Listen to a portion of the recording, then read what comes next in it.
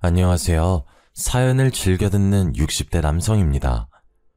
저도 참 굴곡진 삶을 살았다고 생각했었는데 사연을 듣다 보니 저보다 더 기구한 삶을 살았던 분들이 계시더군요. 혼자서 인생의 무거운 짐을 짊어진다는 것이 얼마나 힘든 일인 줄 알기에 저도 모르게 그만 눈물을 흘리곤 했답니다. 저 또한 가장 중요한 순간 작은 선택 하나로 삶의 끝자락까지 밀려난 적이 있는데요.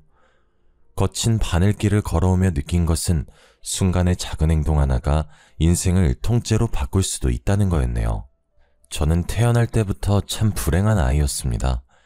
7남매 중 장남이긴 했지만 부모님께서는 저에게 어떠한 애정도 관심도 주지 않으셨거든요.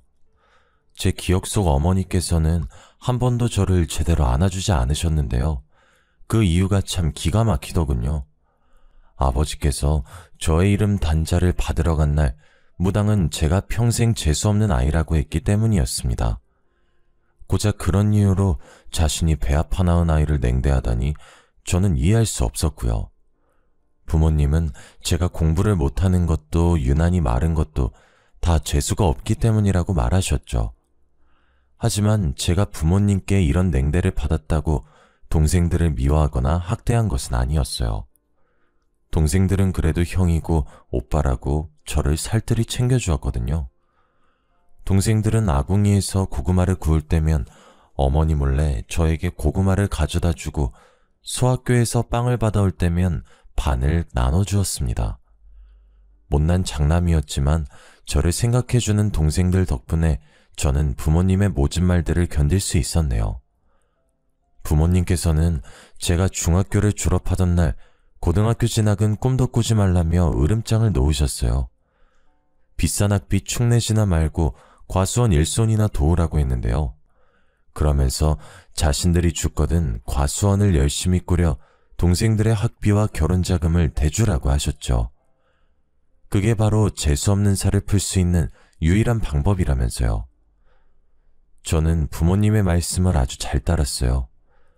이렇다 할 재능도 없는 제 처지를 너무나 잘 알았으니까요.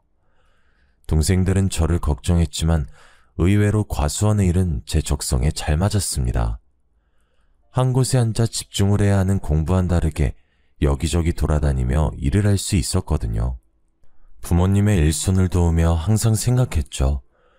동생들 대신 과수원 일을 즐거워하는 내가 과수원을 이어받아서 참 다행이구나 하면서요. 그 후 저는 하루도 빠지지 않고 부모님을 도와 과수원을 일궜습니다. 다행스럽게도 저희 과수원에서 자란 사과는 당도가 높아 찾는 사람이 많았고요. 덕분에 저는 동생들의 대학 등록금을 마련해 줄 수 있었습니다. 제가 35이 되던 해 부모님께서는 저에게 결혼할 것을 권하셨죠. 그때까지도 여자와 제대로 된 만남도 가져보지 않은 저였기에 부모님의 말씀은 당황스러울 뿐이었어요. 부모님은 걱정하지 말라며 저에게 한 여자를 소개시켜줬습니다. 그 여자는 저도 아는 사이였습니다. 저희 과수원의 일손이 부족할 때면 도와주었거든요. 부모님께서는 제가 어디 가서 번듯한 처녀를 만나 가정을 꾸리냐며 결혼을 재촉하셨습니다. 저는 부모님 말씀에 동의했어요. 여자분은 고아인 자신을 받아만 준다면 정말 감사할 거라고 말하더군요. 여자는 햇빛 밑에서 사과를 따서인지 얼굴빛이 검은 빛을 띠고 있었는데요. 저는 못난 제 처지를 이해해주고 살림을 합친다는 여자만 있다면 낯빛 같은 건 상관없다고 생각했습니다. 결혼한다는 것만으로도 감사한 일이니까요. 그렇게 저희는 부모님의 뜻에 따라 부부의 인연을 맺게 되었네요. 하지만 저희는 신혼생활을 즐길 여유가 없었습니다. 결혼하고 얼마 지나지 않아 부모님께서 돌아가셨거든요.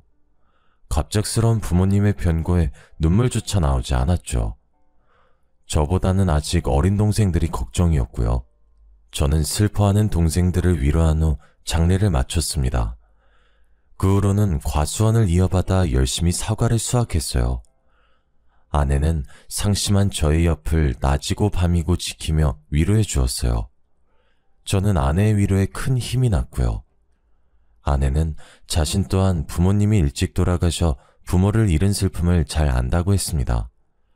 저희는 서로를 다독거렸고 비슷한 처지였던 저희는 사랑보다 끈끈한 무언가로 얽혀 있었죠. 그리고 결혼한 지 1년이 되던 해 아내는 저에게 첫 아들을 안겨주었습니다. 아들이 태어난 후 저희 부부는 더욱 돈독한 사이가 되었어요. 저희에게는 아들을 잘 키우자는 목표가 생겼으니까요. 아내와 저는 과수원을 키우기 위해 노력했죠. 하늘도 저희 부부의 노력을 알았는지 저희 사과가 지역 특산물로 선발되며 큰 인기를 끌게 되었습니다. 하지만 저희 부부에게 좋은 일만 일어난 것은 아니었습니다. 아들이 5살이 되던 해 아내는 아무 이유 없이 쓰러지는 경우가 많았어요. 병원에서는 그 원인을 알 수가 없었죠. 전 아내의 상태가 너무 걱정되었습니다.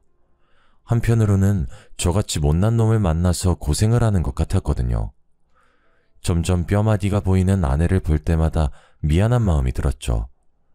저는 아내의 병을 낫게 하기 위해 노력했어요. 하지만 좋다고 소문이 난 약재를 구하 아내에게 먹이고 좋다는 병원을 데려가 봤지만 소용이 없더군요. 하늘이 무너지는 기분이었습니다. 아내는 점점 더 생기를 잃어갔고 그 모습을 지켜보는 저는 애만 탈 뿐이었어요. 문득 전 밝고 생기 넘치던 예전의 아내를 보고 싶다는 생각이 들었어요. 저는 아내에게 장날에 맞춰 밖을 나갈 것을 제안했어요. 아내가 평소 장날에 구경 가는 걸 좋아했거든요. 오랜만에 밖에 나온 아내는 기뻐 보이더군요. 오랜만에 보는 밝은 표정이었습니다. 그런데 구경을 하던 중 저희 앞으로 중년의 여인이 지나갔는데요. 화려한 한복을 입고 있는 그 여자는 누가 봐도 무당처럼 보이더라고요. 무당은 아내의 앞을 지나가며 딱 한마디를 했습니다. 신병이 나도 단단히 났네. 어째 지금까지 살았냐? 예? 그게 무슨 말입니까? 제가 신병이라뇨. 거 순진한 사람에게 아무런 말 하지 마쇼. 딱 봐도 만만한 사람 한 명 골라 한몫 단단히 챙길 요령인가 본데 괜히 아픈 사람 건들지 말고 가던 길 가십시다. 저는 수상해 보이는 무당을 경계하며 아내를 감싸 안았습니다. 무당은 기가 차닿는 듯 웃더라고요. 무당은 저고리 안쪽에 방울을 꺼내 흔들며 아내 앞으로 다가왔어요. 갑자기 무당이 방울을 흔들자 시끄러운 소리가 귓가를 어지럽혔습니다. 하지만 아내만큼은 두 눈을 감으며 평안한 표정을 지었어요. 남편이란 작자가 지 아내 죽어가는 줄도 모르고 아주 명줄을 잡아먹는구만. 지금까지 안 죽고 버틴 것도 용해. 내가 살다 이리 재수없는 사내는 또 처음 보는구만. 지 애미애비는 물론 아내까지 죽일 팔자를 타고났어. 이렇게 천한 팔자를 타고났어야. 무당은 아내가 가엾다는 듯 머리를 쓸어 넘겼습니다. 그러면서 눈물을 글썽거렸고요. 이 불쌍한 건 일찍이 애미애비도 여의고 혼자서 얼마나 힘들었을꼬. 신기가 이리도 강한데 자기 짝도 아닌 사내와 한 입을 덮고 살아 얼마나 괴로웠을지 눈에 선하구나 아가. 지금까지 혼자서 아주 잘 참았다. 이제는 내가 널 살려주마. 예, 제발 그렇게 해주세요. 이대로 가다간 정말 죽게 생겼어요. 아들 생각해서 참으려고 하지만 하루하루 산중상이 되어가는데 차라리 죽으면 편할까 생각한 적이 한두 번이 아니었어요. 제발 저 좀 사람처럼 살게 해주세요. 아내는 이미 무당에게 휘둘려 있었습니다. 지나가던 사람들이 쳐다보는 것도 아랑곳하지 않고 무릎을 꿇었어요. 더러운 시장바닥에 머리를 조아리기까지 했습니다. 저는 함부로 아내의 마음을 들쑤시는 무당에게 버럭 화를 내버렸습니다. 그러자 무당은 저를 위아래로 훑어보았네요. 아내가 불쌍하다면서요. 지 처가 죽어가는데 끝까지 눈 하나 깜짝 안 하다니. 이제 옆에서 제 처 죽는 꼴만 지켜보면 되겠다. 뭐 그게 싫으면 5천만 원 들고 다시 찾아오시던지. 무당은 아내에게 자신을 신어머니로 모시면 살 수 있다고 말했습니다.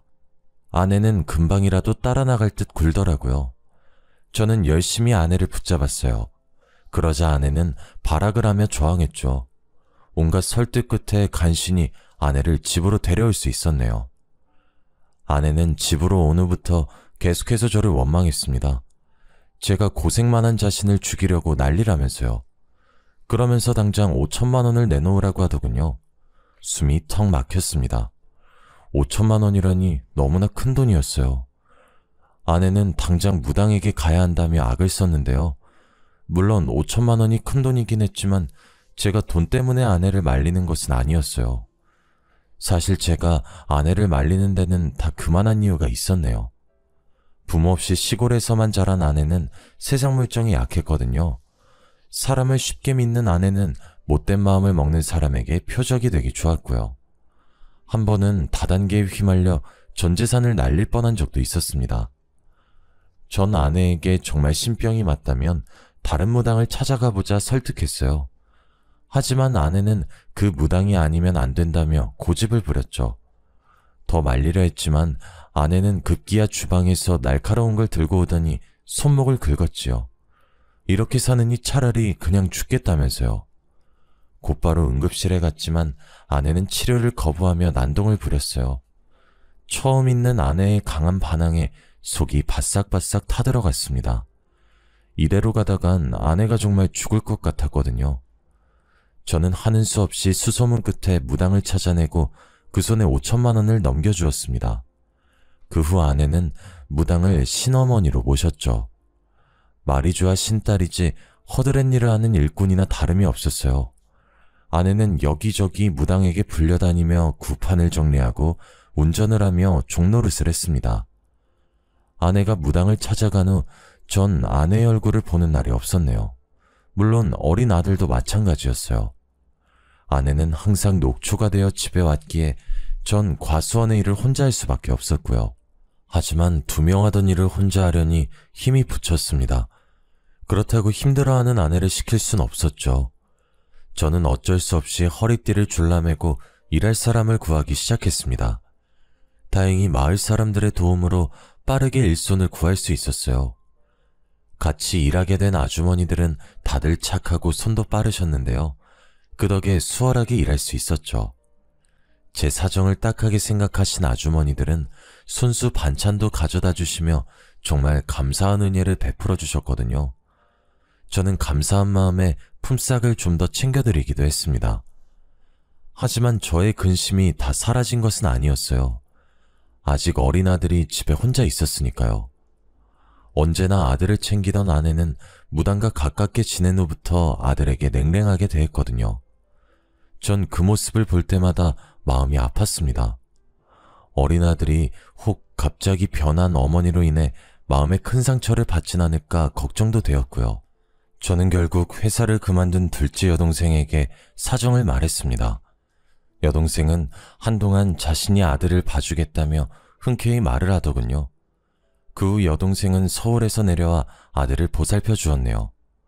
여동생은 어릴 적 동생들과 쓰던 방을 사용하며 집안일을 거들어 주었어요. 물때가 낀 화장실을 청소해 주었고 벌레 먹은 쌀을 씻어 밥을 지어 주었죠. 아들과 저는 여동생이 지어진 따뜻한 밥과 깨끗이 손질된 옷을 입으며 사람답게 생활할 수 있었습니다. 못난 오라비를 도와주겠다는 여동생이 참 고마웠죠. 단 한 사람만 빼면 말이에요. 아내는 여동생이 집에 온 이후로 대놓고 싫은 티를 냈었거든요. 언제 자기 집에서 나갈 거냐고 말하면서요. 한날은 빨래를 개고 있는 여동생의 앞에서 방울을 흔들며 무당흉내를 내었습니다. 아가씨, 보아하니 부모 복도 없고 남편 복도 없는 것이 썩 좋은 인생은 아니네요. 뭐 하나 제대로 나가는 게 없어, 아가씨는요. 평생 뼈 빠지게 일해도 자기 먹을 만큼의 복도 없는 사람이에요. 아가씨, 지금 회사에서 잘린 거죠? 그게 다 왜 그런지 아세요? 다 아가씨 복이 간장종지만 하기 때문이에요. 복을 담을래도 그릇이 적으니 계속 넘쳐서 가지고 살 수가 없는 거죠. 그러니까 괜히 좋은 직장 갔느니 좋은 남자를 만나느니 그런 헛소리 집어치우고 혼자서 평생 일만 하면서 사세요. 새언니, 그게 시집도 안 간 시누이한테 할 말이에요? 만약 제가 정말 그런 운명이라고 해도 새언니는 저한테 그렇게 말씀하시면 안 되죠. 무당한테 정신 팔려 집안 살림이고 과수원이고 돌보지도 않고 오빠랑 원준이가 안타까워서 일부러 시골에 내려온 게 누군데요. 새언니가 이런 사람인 줄 알았으면 오빠랑 결혼한다고 했을 때 무슨 소리 써서라도 막았을 텐데 새언니랑 같이 사는 우리 오빠가 불쌍하네요. 어머, 아가씨, 팔이 안으로 굽어도 말은 똑바로 해야죠. 이 사람이 저를 만나서 고생한 게 아니라 제가 이 사람을 만나서 고생한 거라고요. 복도 치질이 없고 아내 귀한 줄도 모르는 남자 만나서 인생이 망한 거는 저라고요. 아가씨 오빠야말로 저한테 너무하죠? 제가 아픈 것도 다 이 사람 때문이란 말이에요. 아내는 격분하며 여동생에게 삿대질을 했습니다. 저는 아내가 정말 너무한다는 생각이 들었고 열심히 아내를 말렸습니다. 여보, 그만해. 그동안 정민이가 원준이한테 얼마나 잘했는데 그것도 잊어버린 거야? 나는 어떻고 신딸 노릇한다고 집안도 팽개치고 나간 당신 대신 집안 보살펴준 게 누군데? 적어도 정민이한테 고마운 마음 있으면 말조심은 알아서 해야 하는 거 아니냐고. 하, 그 밥에 그나물이라더니 아주 지 동생이라고 싸고 도는 꼴하고는. 돈 내고 뭘 사주 그냥 봐준 건데 그걸 고깝게 들어서 아내한테 소리 지르는 꼴이라니. 내가 말 좀 아낀다고 정해준 운명이 어디 쉽게 바뀌는 줄 알아?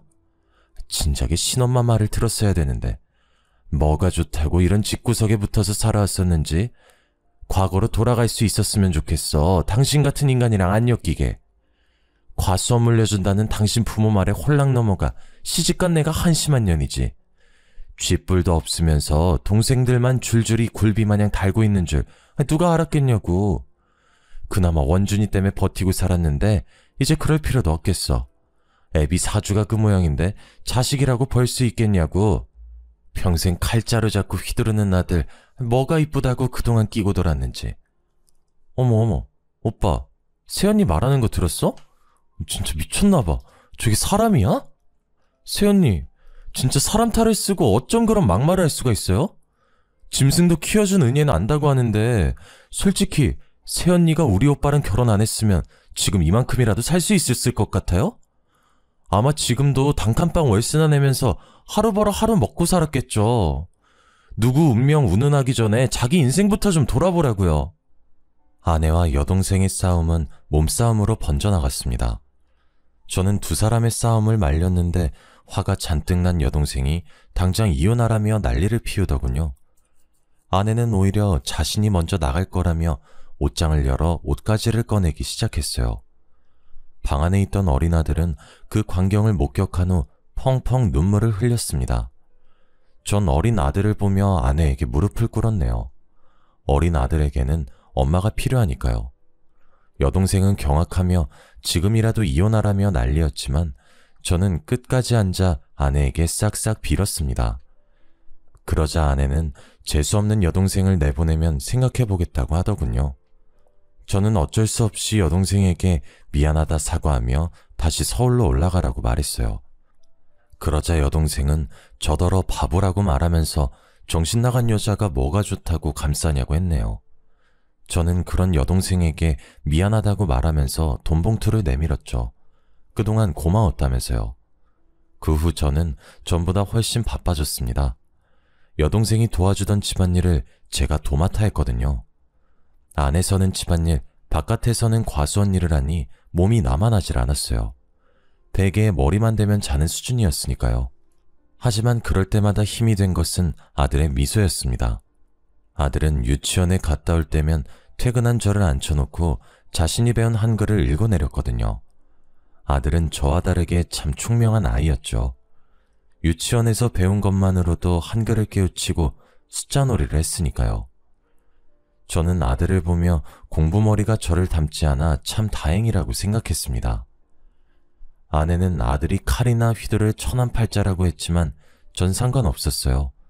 저와 다르게 똑똑한 머리를 가진 아들은 무슨 일이든 잘할 거라고 장담할 수 있었으니까요. 저는 아들이 무슨 결정을 내리건 행복하게만 살 수 있다면 상관없다고 생각했네요. 한편 아내는 무당을 따라다니며 딴 사람이 되어갔어요. 신혼 초에 보이던 수수한 모습은 온데간데 없어져 버렸고요. 화장이라고는 모르던 아내는 어느새 얼굴 전체를 화장으로 떡칠하고 다녔습니다. 검었던 얼굴은 허여멀겋게 분칠을 하면서요. 그뿐만이 아니었습니다. 평소 소심한 성격으로 동네 사람들에게 말도 못 걸던 아내는 마을을 휘젓고 다니며 마을 사람들에게 행패를 부렸죠. 나이가 많이 드신 어르신께는 살 날이 얼마 안 남았다며 말을 했고, 자식이 타지에 나가 있는 분들께는 자식 복이 없다며 악담을 했습니다. 좋은 일이면 모르겠지만 아내는 항상 남들에게 안 좋은 점만을 말하면서 다녔습니다.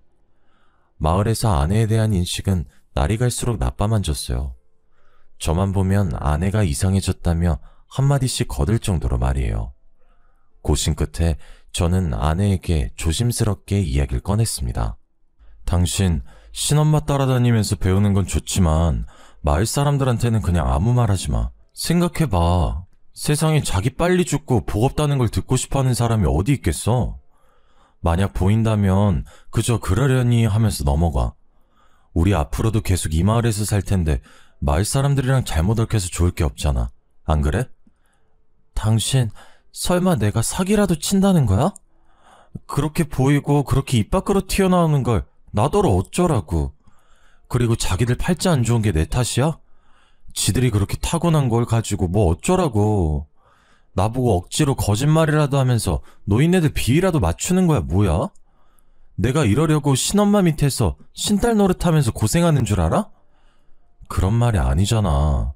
원준이 생각해서라도 조금만 참을 수 없겠어? 내가 당신한테 많은 걸 바라는 게 아니잖아.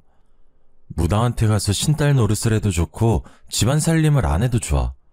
그냥 제발 예전처럼, 아니 예전에 반만큼이라도 언행을 조심해줘.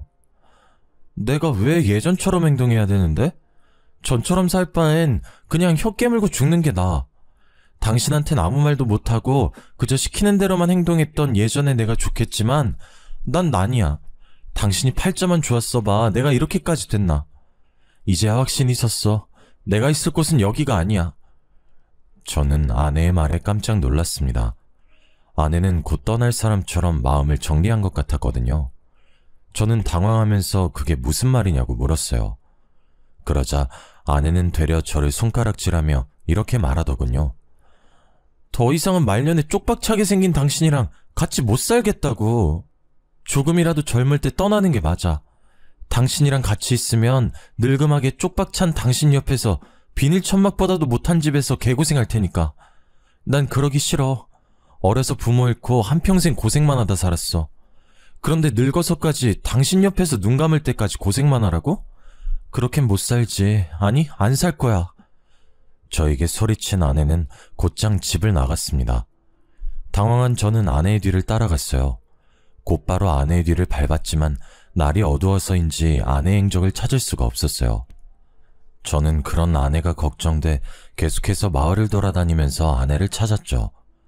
하지만 땀방울이 등을 적시고 종아리가 터질 것처럼 아파왔지만 아내는 찾을 수 없었습니다. 아내에게 바로 전화를 하려 했지만 주머니를 뒤져보니 핸드폰이 없더라고요. 빠르게 집으로 달려가 아내에게 전화를 걸었습니다. 전화를 20통 넘게 걸고 문자를 수백 통이 넘게 보냈지만 아내에게는 아무런 소식도 없었어요. 제 걱정스러운 마음은 이루 말할 수가 없을 정도였죠. 아내의 빈자리를 눈치채서인지 아들 또한 아내를 찾기 시작하더군요. 그날 전 뜬 눈으로 밤을 지새우며 아내를 기다렸습니다. 아침이 밝아오고 전 집에서 아내를 기다리고 싶은 마음이 굴뚝 같았어요. 그렇지만 사과를 수확해야 하는 시기이기에 그럴 수가 없었죠. 저는 혹시나 아내가 돌아올까 하는 마음에 쪽지 하나를 남겨둔 채 과수원으로 떠났습니다. 하지만 집으로 돌아와 보니 저를 반기는 것은 빈 통장과 어지럽혀진 집뿐이었습니다. 아내는 피같이 모은 전 재산을 가지고 혼자서 도망친 것이었어요. 아내가 무당을 만난 후 이상해졌지만 그럼에도 아내를 믿어줬는데, 그래서인지 아내에 대한 배신감은 너무나 컸습니다. 멀쩡한 살이 찢어지는 것처럼 정말 처절한 기분이었어요. 심지어 쪽잠을 청할 때 아내는 제 꿈까지 불쑥불쑥 튀어나와 재산을 가로채며 도망갔죠. 도망가는 아내를 잡으려고 했지만 소용없었습니다. 발바닥이 바닥에 붙은 듯 움직이지 않았거든요. 그렇게 아내를 잃은 저는 한동안 망연자실한 시간을 보냈네요. 폐인처럼 살던 저를 일으켜 세워준 것은 아들이었습니다. 아들은 그저 누워만 있는 저에게 냉장고를 뒤져 먹을 만한 음식을 가져다 주며 제 옆을 지켜주었는데요. 저는 그런 아들을 보면서 다시 살아보자는 의지를 불태웠네요. 처음에는 혼자서 아들을 어떻게 키울 수 있을까 앞이 막막했습니다. 생각을 하려고 해도 눈에 안대를 씌운 듯 캄캄하게만 느껴질 뿐이었어요. 하지만 아들을 굶길 수 없었던 저는 억지로 정신을 차리기 위해 애썼습니다. 자존심을 버리고 동생들에게 돈을 빌리는 것부터 시작했죠. 제 사정을 들은 동생들은 군말 없이 돈을 빌려주었습니다. 주말이 되면 동생들은 하나같이 저희 집으로 모여들었어요. 여동생들은 반찬을 가져오며 살림살이를 채워줬습니다. 남동생들은 과수원에 모여들어 저의 일손을 도와주었고요. 그렇게 저는 동생들의 도움으로 천천히 자리를 잡을 수 있었습니다. 제 마음 한구석 깊이 상처를 준 아내 또한 차츰차츰 잊어가게 되었죠. 제가 과수원을 돌보는 사이 아들은 말썽 한번 부리지 않고 커갔어요. 엄마의 빈자리가 그리울 만도 한데 못난 아비를 생각해서인지 힘든 기색 한번 보이질 않는 아들의 모습은 참 짠할 정도였습니다.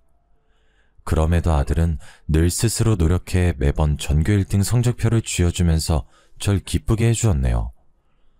아내는 아들이 칼이나 잡을 천한팔자라고 말했지만 저는 상관없었습니다. 가장 힘든 순간 힘이 되어준 아들은 세상에서 가장 소중한 보물이었으니까요. 하나밖에 없는 소중한 아들은 제 삶의 유일한 희망이자 삶의 이유였죠. 저는 아들을 생각하며 더 이를 악물고 일을 했어요.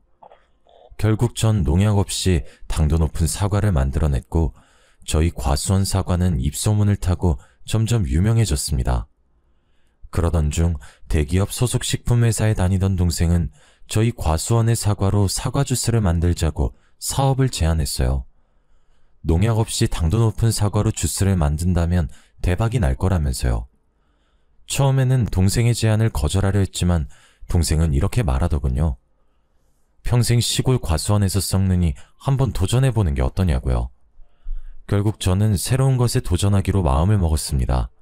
제안을 받아들인 저는 동생과 함께 과수원 옆 작은 공간을 빌려 사과 주스를 만들기 위해 노력했어요. 수차례의 실패와 좌절 끝에 저는 동생과 함께 사과 주스를 출시했네요. 결과는 그야말로 대박을 쳤습니다. 특히 어린아이들을 기르는 엄마들 사이에서 인기가 좋았어요. 농약을 넣지 않아 어린아이들이 먹기 좋다고 소문이 났거든요. 그 후 저는 동생과 함께 사업을 시작했습니다. 그리고 처음으로 이사를 결심했죠. 아들에게 더 나은 교육 환경을 제공하고 싶은 마음 때문이었어요. 제 바람대로 이사를 온 후 저는 처음으로 아들을 입시학원에 보내주었습니다. 원래 머리가 좋던 아들은 학원 아이들을 금방 따라잡더군요. 도시에서도 내놓으라는 인문계에서 전교 1등을 도맡아 하던 아들은 결국 서울대 의대를 가게 되었습니다. 정말 감사하고 기쁜 일이었죠. 동생들은 하나같이 아들을 축하해줬고요. 제 사업 또한 점점 커져만 갔어요. 사업이 점점 커짐에 따라 믿을 만한 사람들이 필요하다고 생각했는데요. 그래서 저는 다른 동생들 모두에게 같이 사업을 꾸려나가자고 제안을 했어요. 동생들은 그 제안을 흔쾌히 따라줬고요. 시간이 흘러 어느덧 50대 중반을 바라보고 있었습니다. 동생들은 혼자가 된 지 수십 년이 지난 저에게 재혼을 하라고 제안했어요. 하지만 저는 그럴 수 없었네요. 아내가 도망간 탓에 호적 정리도 되지 않은 상태였거든요. 괜한 분란을 만들고 싶지 않았어요. 제 속마음을 알게 된 동생들은 이혼 변호사를 섭외해 왔는데요. 변호사는 배우자가 3년 이상의 생사불명 상태이면 혼자서도 이혼을 할 수 있다고 조언해 주었습니다. 가정 파탄의 전적인 요인은 모두 아내에게 있었기에 일은 쉽게 해결됐고요. 저는 동생들의 도움으로 제 호적에 남아있는 아내를 훌훌 털어버릴 수 있었습니다. 그리고 저에게도 따뜻한 사랑이 찾아왔어요. 바로 꽃집을 운영하던 여자였죠. 아이를 가질 수 없는 몸으로 전 남편에게 이혼을 당하고 지금까지 혼자 산다고 했는데요. 그러면서 저에게 혼자서 아들을 훌륭히 키워내다니 정말 대단하다고 말해주었습니다. 고운 얼굴만큼 마음씨도 고운 그 여자에게 푹 빠져버렸어요. 저는 그 여자에게 고백을 했고 그렇게 늙은 나이에 재혼을 하게 되었어요. 아내는 다정하고 참한 사람이었습니다. 남들에게 휘둘리지 않는 강단도 있었고요. 저는 그 점이 참 마음에 들었어요. 아들 또한 자신을 친아들처럼 살뜰하게 챙겨주는 아내를 무척 마음에 들어 했죠. 아무도 강요하지 않았지만 먼저 가서 어머니라고 부를 정도였습니다. 아내는 베개 밑에 머리를 들 때면 자신이 이렇게 행복해도 되는 것이냐며 눈물을 짓고 했는데요. 저는 그 모습이 너무도 가엾고 어여뻐 항상 등을 토닥여 주었어요. 제일 가까운 배우자에게 받은 상처가 얼마나 큰지 그 누구보다도 잘 알거든요. 시간이 흘러 저희는 어느덧 결혼 4년차 부부가 되었습니다. 아들 또한 옛과 인연을 걸치고 본가로 넘어갔고요. 아내의 생일날 저희는 모처럼의 외식을 하기 위해 백화점으로 나갔어요. 오랜만에 가족들과 함께 쇼핑을 하고 맛있는 음식을 먹으니 문득 내가 이 아내를 만나지 않았다면 이런 즐거움을 알았을까? 라는 생각이 들었습니다. 쑥스러워 아내에게 말은 못했지만 말이에요.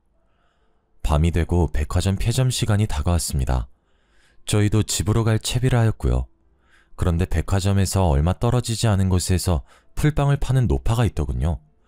늦은 시간까지 풀빵 장사를 하다니 전 의아했는데요. 아내는 마침 간식이 먹고 싶었는데 잘 됐다며 한 봉지 사가자고 했죠. 이럴 때 아니면 언제 먹느냐면서요.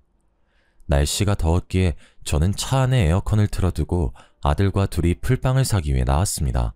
가까이 다가가니 노파는 딱 봐도 산전수전을 다 겪은 모양이었어요. 고개를 숙이고 있는 노파의 머리는 허옇게 새어 듬성듬성하게 두피가 보이고 있었습니다. 풀빵을 굽는 손가락 끝은 다 꼬부라져 있었고요. 저는 짠한 마음에 지갑에 들고 있던 현금을 다 꺼내 노파에게 건네주었습니다. 노파는 은인을 만났다며 감사해했죠. 그러면서 보답으로 자신이 운명을 봐줄 수 있다고 말하더군요. 옆에 있던 아들은 제법 흥미가 당기는 모양이었어요. 아버지 기억 안 나? 왜 어머니가 집 나가기 전에 나한테 그랬다며. 평생 칼이나 휘두르고 사는 백정팔자였다고 했잖아. 아버지한테는 말년에 쪽박찰상이라고 했고. 재밌을 것 같은데 한 번만 보고 가자, 응? 아내의 영향으로 미신을 믿진 않았지만 한 번쯤은 봐도 상관없다고 생각했어요. 아들 또한 자신의 운명을 궁금해했고요. 저는 노파에게 저와 아들의 운명을 봐달라고 말했는데요. 노파는 자신에게 손을 내밀어 보라고 하더군요. 거칠거칠한 노파의 손바닥에 제 손을 올리자 노파는 탄식하면서 말을 이었죠. 아이고, 어쩜 이리 보기만 했고. 초년중년에 가세가 기울고 아내가 떠나는 팔자지만 말년에 돈방석에 앉은 팔자라니 평생 돈 걱정은 없겠구려. 게다가 자식복도 많아. 평생 아들에게 효자받으며 살 팔자라니 정말 부럽구려. 부러워. 고개를 푹 숙인 노파는 제 손을 한참 만지작거렸습니다. 그리고 노파가 고개를 드는데 전 노파의 얼굴을 본 순간 경악할 수밖에 없었어요. 바로 집을 나갔던 전 아내였거든요. 마지막으로 만났을 때보다 얼굴이 훨씬 상해 있었지만 저는 단박에 알 수 있었습니다. 아내라는 것을요. 저는 너무 놀라 여보라고 소리치고 말았어요. 그러자 노파는 깜짝 놀라며 제 이름을 부르더군요. 전처에게 왜 이런 행색으로 풀빵이나 팔고 있냐 묻자 전처는 그저 눈물만을 흘렸습니다. 집에서 도망쳐 나간 전처는 제게서 훔친 통장을 무당에게 갖다 바쳤다고 했어요. 신내림을 내려줄 날만을 기다리면서요. 하지만 무당은 얼마 후 전 아내가 준 돈을 가지고 도망을 가버렸다고 하더군요. 무당 한 사람을 믿고 도시로 건너온 아내는 낙동강 오리알 신세가 되었다고 말했습니다. 다른 무당을 찾아가 신내림을 받으려 했지만 그저 잠시 잡기가 쉬운 것이지 신기가 온 것이 아니라며 윽박만 들었다고 하면서요. 결국 오갈 데가 없어진 아내는 부잣집 식모로 들어가 어렵게 삶을 이어갔다고 설명했네요. 그러던 중 주인집 아들은 아내가 아이를 낳지 못한다는 이야기를 듣고 홧김에 불이 붙은 장작을 휘둘렀는데요. 그 앞을 지나가던 아내가 튀어오른 불씨를 맞고 그만 실명을 했다고 말했습니다. 그 후 눈이 먼 전 아내는 주인집에서 얼마 안 되는 돈을 받고 쫓겨났는데요. 그마저도 사기를 당해 전부 날려버렸다고 했어요.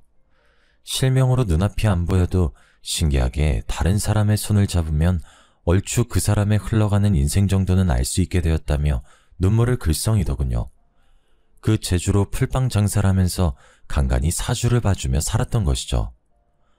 아이고, 내가 그때 그 무당년 말만 안 들었어도 이런 생고생은 안 하는데 그때 뭐에 홀려서 남편이랑 핏덩이 같은 아들을 버리고 도망쳤는지 내가 미친년이지. 전처는 아들과 저를 버리고 무당을 따라간 것이 천추의 아니라며 가슴을 두드렸어요. 물론 전처가 원망스럽긴 했지만 이런 식으로 망가지길 바란 건 아니었거든요. 아들 또한 마찬가지였고요. 전처는 때가 꼬질꼬질하게 낀 티셔츠로 눈가를 닦더니 그래도 다행이라며 한박 웃음을 지었죠. 그래도 늙음하게 부자 남편이랑 의사 아들을 만나다니. 내가 말년에 두 사람 만나려고 지금까지 쌩고생하면서 이리저리 발벗고 뛰어다녔나 보네. 당신도 내가 얼마나 그리웠겠어. 나도 당신한테 받은 상처 같은 거는 다 잊을 테니 당신도 다 잊고 우리 다시 새 출발하는 기분으로 살자고요. 아들, 그동안 엄마 없어서 많이 보고 싶었지? 어디 이리 가까이 좀 와봐. 애미가 눈이 멀어서 아들 얼굴도 못 보니 만져보기라도 하자꾸나. 우리 아들이 칼 잡는 팔자를 타고났다 무당년이 짓거렸었는데 의사가 되었을 줄이야. 내가 꿈에도 생각을 못했네. 호강은 무슨 호강이에요? 아빠 재혼한 지가 언젠데. 뭐? 그게 무슨 말이야? 네 아빠가 재혼을 했다니. 아니, 내가 이렇게 멀쩡하게 살아있는데 누가 재혼을 한다는 거야? 당신 설마 나 없다고 빈집에 딴 여자라도 얹히고 살았던 거야?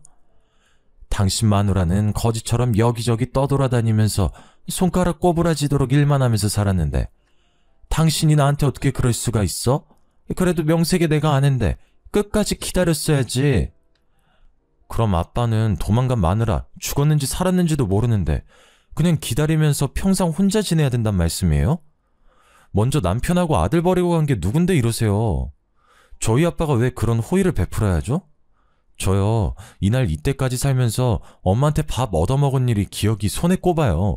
제 기억 속에 엄마는 맨날 무당집에 불려나가고 집에서는 저한테 칼 휘두르는 백정팔자라면서 학대했던 것밖에 없다고요. 말년에 고생하기 싫다면서 우리 버리고 갈 땐 언제고 이제 와서 아빠가 벌어놓은 돈으로 호강하면서 살겠다고요? 절대 안 될 말이죠. 원준이 말이 맞아. 먼저 우릴 버린 건 당신이잖아.